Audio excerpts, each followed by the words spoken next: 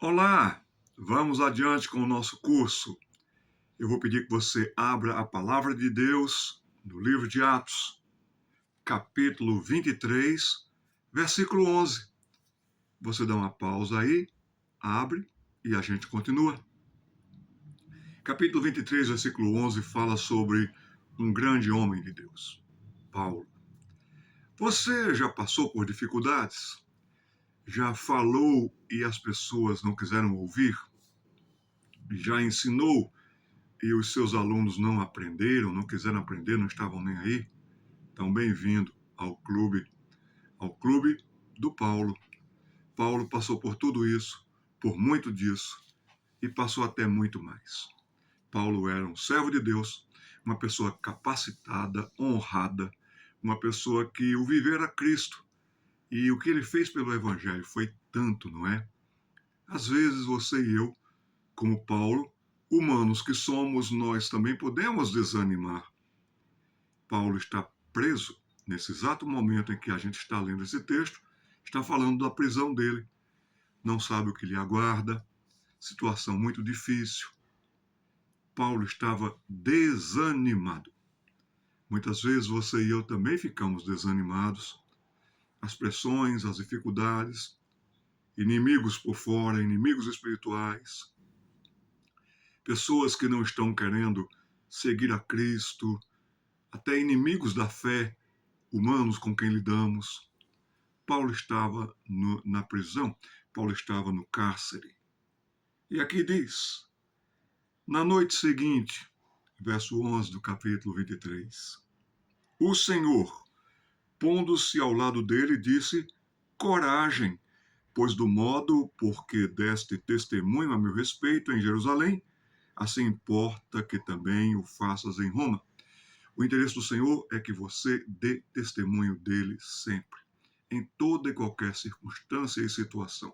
Afinal, será a ele que prestaremos contas. Se as pessoas não querem nos ouvir, se as pessoas, não, depois eu faço isso, estão preguiçosas, relaxadas, continue fazendo o seu trabalho de fiel dispenseiro. Não diminua seu ritmo, não diminua os seus estudos, aplique-se no pregar Cristo, a palavra de Cristo, da melhor maneira possível e faça isso. E o Senhor vai lhe dizer, coragem, aonde você estiver. Às vezes você não vê muito progresso, às vezes você se acha limitado, como Paulo estava limitado, mas a palavra do Senhor para a gente hoje é coragem, porque o que importa é que você dê testemunho. Faça isso. Viaje, pregue, ensine, trabalhe, e você verá que o Senhor sempre estará ao seu lado. Vamos para a apostila? Nós vamos aqui agora para o ponto 8 em Algarismos Romanos, ponto 8, e nós vamos ver com que armas nós lutamos e lidamos nesse mundo que ataca sempre, ataca constantemente a fé, com ideologias, com ideias, com heresias, com tantas coisas, não é verdade? Que coisa bonita! Você tem uma sequência aí. Uma coisa que Deus capacitou o seu povo e a igreja foi com dons.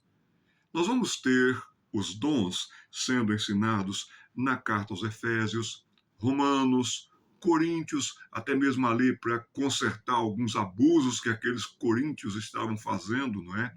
Vem explicações tantas e vai dizer assim: olha, dom, todos eles terão sentido com amor. O amor, ele vai preencher todos os dons. E Deus nos dá os dons. Deus deu dons a você, a mim, a outras pessoas, com a finalidade de edificação. Não é para aparecer, não é para você dizer assim, olha como eu sou bom, como eu sou espiritual, nada disso, nada disso. Para a edificação da igreja. Efésios capítulo 4 vai nos dizer isso. Dons. Um dos dons que Deus deu ao seu povo é o dom do ensino. Transmissão, instrução. E quem tem esse dom, quem executa esse dom, pela graça de Deus, deve ter cuidado no que está escrito em, anota aí ao lado já, Romanos capítulo 12, versículo 7. Vai dizer sobre quem tem dom de ensino. E o que ensina, esmere-se no fazê-lo. Faça a sua parte a melhor possível. Você, como esmeril, você vai tirar todas as arestas que você vai ver que pode estar prejudicando a forma do ensino, para que você ensine melhor, da melhor maneira possível. Então aqui você pode fazer isso. Dons. Segunda coisa que você e eu vamos precisar mesmo é de coragem. Coragem para você e eu podermos seguir adiante. Acabamos de ler. Você vai precisar também exercitar uma coisa que Deus nos deu, graça de Deus, que é criatividade. Voltaire, ele foi um existencialista. Voltaire até falava de Deus, mas era deísta. Deus lá, eu aqui. Ele não era anti-Deus, ele era anti-religião, mas ele também, quando falava de Deus, não fazia diferença nenhuma. Voltaire tinha muitos amigos crentes, como você e eu somos crentes em Jesus Cristo. E ele ria dos crentes. Podia até estar rindo de mim, de você. Voltaire dizia, mas esses crentes são engraçados. Mais reclamam do que não têm, do que se alegram com o que têm. É mesmo, meus irmãos, nisso ele estava certo. Nós somos reclamões. Nós somos pessoas que ficamos o dia todo quase que dizendo, mas eu não tenho, eu não tenho, eu não tenho. Uma coisa Deus lhe deu, criatividade. Você pode não ter recursos financeiros, mas tem tanta gente que tem recursos financeiros. Já passei por tantas partes nesse Brasil e nesse mundo também, que as pessoas tinham recursos financeiros, mas não tinham criatividade. Quem tem criatividade dá aula debaixo de uma árvore. Quem tem criatividade dá aulas usando pedrinhas. Quem tem criatividade, e Deus abençoe a sua criatividade, vai adiante. Ore ao Senhor, tome notas, ande sempre com papel e com caneta, e você vai tendo uma ideia, tome nota. Poxa, que boa ideia aqui para uma aula. Eu vou usar isso, vou usar esse recurso. Criatividade é muito importante. Precisamos ter discernimento com entendimento espiritual. Colossenses, capítulo 1, versículo 9. Discernimento. Os colossenses começaram muito bem. Eles foram adiante. Mas lá adiante, um pouquinho mais, eles começaram a tropeçar na falta de discernimento. E os colossenses, eles foram invadidos por heréticos, heresias, falsos mestres. E Paulo então escreve a carta aos colossenses para dizer, cuidado aqui, atenção aqui, discernimento, discernimento. Aqui, versículo 9 do capítulo 1 diz, por essa razão também nós, desde o dia em que o ouvimos, do testemunho que Paulo tinha ouvido deles, que estavam indo tão bem na fé, mas começaram a ouvir outras vozes, não cessamos de orar por vós e de pedir que transbordeis de pleno conhecimento da sua vontade, da vontade de Deus, em toda a sabedoria e entendimento espiritual. Nem todo aquele que fala Senhor, Senhor, segue ao Senhor. Nem todo grupo que se apresenta para você é sério. Existem programas, ideias, programações. Cuidado, não compre livro pela capa, ou compre pelo conteúdo. Vem agora ideias diversas, até vindo dos Estados Unidos. Olha que programa legal, já tem aqui no Brasil, venha conosco e tal. Pare. Olhe, se tem que pagar muito caro, se tem que fazer inscrições, se você tem que desviar do estudo, do aprendizado, do conhecimento para os enfeites, para as coisas que são periféricas, então descarte. Descarte no ato. Você deve ter, letra E, você deve ter compromisso. Triste coisa é um professor sem compromisso. Triste coisa é alguém sem compromisso. Tem muita gente que está comprometido com o ensino do domingo. Aí pega, parece uma viagem. Não diz nada, não fala nada e vai viajar. Ou então, você pega e assume um compromisso de dar aulas e você depois liga no domingo de manhã. Não vai dar, porque você não estudou. Meus irmãos, minhas irmãs, qualquer coisa não justifica a sua falha. Se é uma enfermidade, se é uma emergência, uma urgência, você vai falar, entrar em contato logo mas se é por qualquer outro motivo, você não tem desculpa, você tem 10 culpas. Compromisso assumido. Horário. Seu compromisso é com Deus. Seu compromisso com seus alunos. Seu compromisso é com a sua igreja que conta com você. Numa emergência, numa urgência, você vai ligar e dizer, olha, aqui estourou alguma coisa em casa, eu tenho que ficar aqui porque eu tenho que resolver.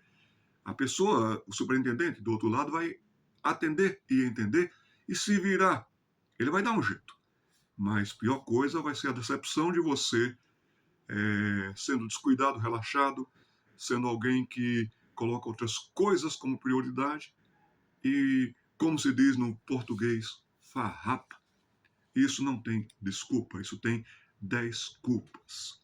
O que você deve fazer, professor e professora, está aí no seu preparo, está aí na sua condição, está aí como nós estamos vendo aqui sobre as nossas armas poderosas, é você procurar ter mais crescimento. Não se acomode. Estude sempre, estude todo dia. Tire um tempo do seu dia. No começo pode parecer difícil você se concentrar, mas é um hábito, é um hábito.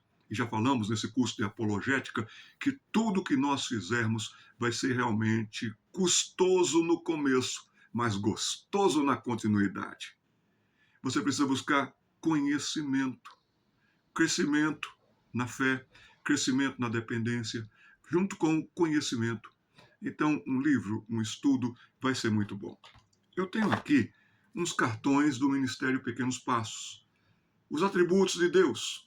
Nessa coleção, você vai ter aqui como esses cartões podem lhe auxiliar sobre o ensino dos atributos de Deus. Lembra que quanto mais conhecermos a Deus, melhor falaremos dele e não falharemos quanto a ensinar sobre ele. Também aqui você vai ter quando e como utilizar esse cartão. Pode ser para sua casa. Pais, vocês podem fazer hora silenciosa com seus filhos. Vocês podem pedir para eles copiarem, porque aqui, por exemplo, tem um atributo de Deus. O Deus que nós cremos, ele é imutável. Imutabilidade é um atributo de Deus.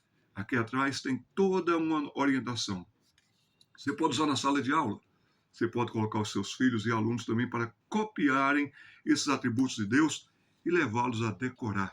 E aqui você tem uma boa quantidade para você fazer com os seus alunos, com os seus filhos. Se você quiser, nós podemos colocar aqui também o link e você poderá adquirir essa coleção Os Atributos de Deus. Vamos voltar para a apostila? O que você e eu temos de arma poderosa é a argumentação. Letra H na sua apostila. Procure argumentar com clareza, com lógica, com objetividade. Você não precisa levar muito tempo. Quando você domina a matéria, você de fato vai nos pontos principais dela. Paulo, quando viu, voltando lá para Colossenses capítulo 1, versículo 9, que aquele povo de Colossos, a igreja de Colossos, estava sendo invadida ou mesmo infestada por ensinos anticristãos. O que é que Paulo fez? Paulo, ele já foi em cima dos argumentos. E ele vai falar sobre quem é Jesus. Não venha com essa onda. Veja aí no capítulo de Colossenses, capítulo 1, versículo 13. Eles estavam dizendo, aqueles hereges que entraram lá na igreja de Colossos, os falsos mestres, que Jesus era alguém, uma aparência de humano, mas não era humano. Que absurdo! Aí Paulo vai falar sobre a excelência da pessoa e da obra de Cristo. O Verbo se fez carne, cumpriu um propósito de Deus e a sua obra foi excelente. Então nós dependemos do nosso Senhor e Salvador Jesus Cristo, tão gente quanto a gente, tão humano quanto você e eu, mas sem pecado. E as pessoas diziam que Jesus seria uma fumacinha visível, algo assim. Que absurdo. Já falamos isso até em sala de aula lá no Acre, não é? Os aeons, que coisa absurda. Então você deve ter aqui argumentação. Então eu incentivei vocês, com base em 1 Pedro capítulo 13, versículo 15, a afiarem bem a sua lógica, o seu argumento, a sua defesa da fé, tanto para a defesa da fé, como também para ataques de heresias. E você vai ter oração, orando em todo o tempo, dizia Paulo. A batalha é espiritual. O inimigo fará de tudo para que os seus alunos não se concentrem, que eles sejam desviados da concentração para outras coisas. E nesses dias de tanta tecnologia, tanta desconcentração, não é verdade? Ore, ore por você, ore pela igreja, ore pela escola bíblica dominical, pelos alunos em classe, porque a batalha espiritual, quando a gente ora, a gente não muda a Deus, mas a gente muda a gente. Tem um ditado que eu ouvi certa vez que ora que melhora você. Em dependência, em busca. Senhor, eu não sei, eu preciso de conhecimento, me ajude, Senhor, me dê sabedoria. Você também deve ter aquela oração de entrega. Uma oração, um tipo de oração é combatendo as forças espirituais, combatendo a falta de concentração dos seus alunos, que sempre vai ter alguém disposto a desconcentrá-los. Tanto os inimigos espirituais, os demônios, como também os inimigos do evangelho, aqueles que odeiam o evangelho, os professores, muitos deles, os amigos, muitos deles, aqueles que são influencers na internet. Então você vai combater essa influência das trevas, mas também uma oração sua, pessoal. Busca, entrega, consagração, sabedoria, renovação das forças e do seu amor por Cristo, por seus alunos, pelo Evangelho. Tivemos em São José dos Campos, quando fui pastor ali, uma professora analfabeta. Já está com o Senhor essa pessoa, não vou citar o nome dela, mas essa pessoa não sabia diferenciar a letra O do numeral 0. Ela tinha um bloqueio imenso, tremendo. Mas todos os alunos da Escola Bíblica Dominical passaram por ela. E ela deu aula muito bem.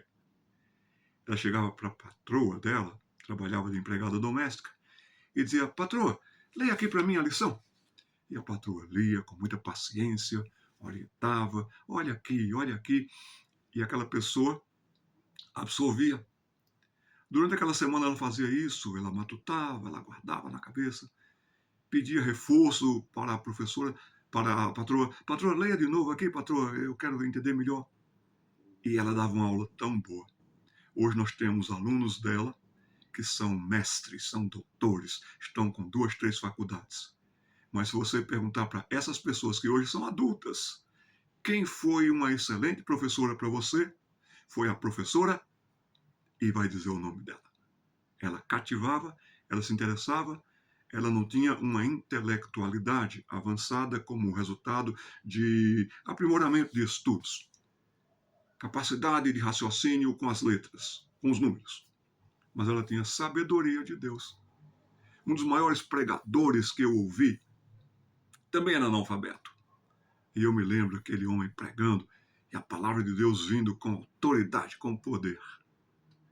Faça isso. Busque por sabedoria. Renove as forças. Você muitas vezes está cansado, eu sei, fisicamente, mentalmente. Creia no que está na palavra de Deus lá, que o Senhor renova as forças, faz a gente subir como asas de águia. E o que é que você deve fazer? Também se cuide. Durma cedo, procure dormir mais cedo. Dê uma volta, passeie. Faça alguma coisa para dar uma aliviada mental também nas questões da vida que nos prejudicam tanto, preocupam tanto. E a gente deve entregar os nossos fardos ao Senhor. O que você deve fazer é mesmo amar a escola bíblica dominical. Eu coloquei no quadro lá em Rio Branco o nome da Henrietta Mears. Até pedi para você anotar na sua apostila. Vale a pena você conhecer o trabalho de Henrietta Mears. Uma mulher que, quando veio o liberalismo teológico muito forte na América, ela se apegou com a palavra de Deus. Ela incentivou a escola bíblica dominical. E a escola bíblica dominical não entrou em colapso por causa também dessa mulher que fez a parte dela. Eu sou fã de Henrietta Mears. Vou até colocar uma foto dela aqui no nosso grupo, tá bom? E você deve também participar de simpósios, de treinamentos, de congressos. Vai ser bom, congressos da APEC, estudos da APEC. Nós temos o Ministério Pequenos Passos. Vamos colocar alguns cursos no ar, na internet. Quem sabe você se matricula lá também. Eu quero voltar a Rio Branco para a gente fazer mais cursos ainda, para que a gente afie a espada e que a gente possa defender a fé e atacar os erros. O que você e eu devemos fazer é mesmo o conhecimento sistemático doutrinário. Lembra daquele livro? Vou colocar a foto também aqui, Teologia Concisa. Pelo menos aquele, tenha esse livro na sua apostila, faça na sua biblioteca, faça isso. Mas também você pode ter outros livros até mais volumosos, com mais detalhes sobre doutrina. Você vai se apaixonar por doutrina. Uma coisa que você vai afiar você mesmo, armas que Deus nos dá, nossos credos. Credo apostólico. Creio em Deus Pai Todo-Poderoso, Criador dos céus e da terra. Assim começa esse famoso credo. Coloque lá na internet, credo apostólico. Não, não é coisa de católico, não. É coisa de cristãos. Toda a base do credo apostólico é fundamentada nas escrituras sagradas. Está até muito antes do que conveniou-se ser a Igreja Católica Apostólica Romana, que vai vir lá do quarto século. O credo apostólico ali está pelo segundo século. Era uma forma de confissão, de eu creio. O credo é a palavra latina para creio. É assim que eu creio. Você pode estudar os credos, temos vários deles. Também nós temos as confissões históricas maravilhosas. Nós vamos ter a confissão belga, nós vamos ter a confissão de Heidelberg, nós vamos ter a confissão de Westminster. Os batistas têm a sua confissão de 1689. Vamos ter várias confissões que são de orientação. Assim nós nos identificamos, assim nós confessamos. Vale a pena você estudar também sobre esse tópico. E o meu incentivo, começa em uma biblioteca para o departamento infantil na igreja e tem um local de estudos também. Vamos parar por aqui? Depois nós continuaremos com o ponto 9 em algarismos romanos. Vamos seguindo. Até breve.